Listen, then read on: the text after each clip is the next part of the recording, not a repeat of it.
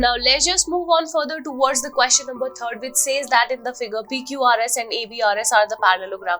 X is any point on the side BR show that the area of PQRS is equal to the area of ABRS. So first of all, if I'm just talking about the very first part, so you can see that the parallelograms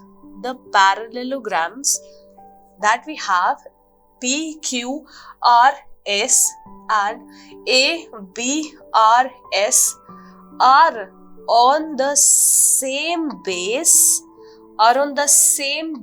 SR, and between the same parallels PB, which is nothing but parallel to SR, it implies that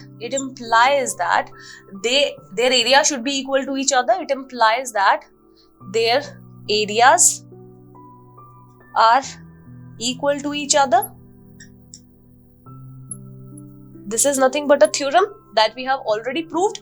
It implies that area of PQRS is nothing but is equal to the area of ABRS. So this is quite an easy thing for us to prove that the area of these two parallelograms are actually is equal to each other through the help of the theorem.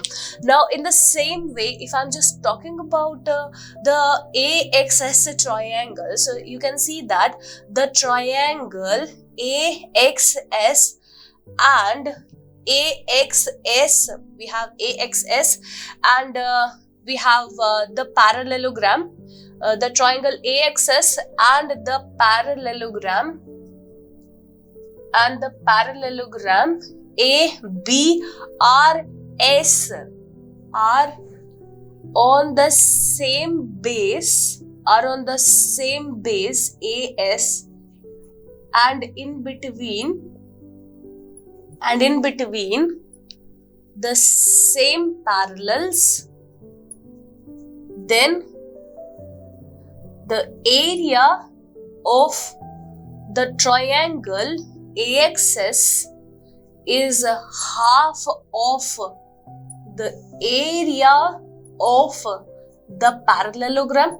We already have proven this concept in the previous example, and always remember this fact that example was actually just like a theorem which says that whenever we have a triangle and a parallelogram that are lying on the same base between the same parallel, then the area of the triangle should always be the half of the area of the parallelogram. So you can take it as nothing but as a theorem. So always remember the question number 2 was a theorem, or is a theorem that we are going to use in the coming questions.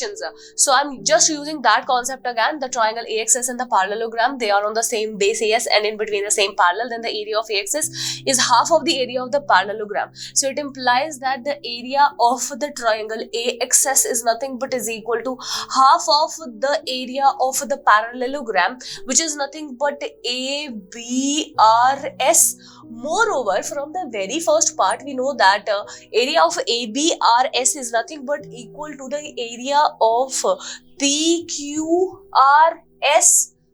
From part 1, we know this concept that the area of ABRS is actually nothing but is equal to area of ABRS is nothing but is equal to area of PQRS. So it implies that the area of the triangle AXS is nothing but a half of the area of PQRS, and this is exactly that we have to prove over here. So this is nothing but the answer for this particular question. So this is all about the question number 3.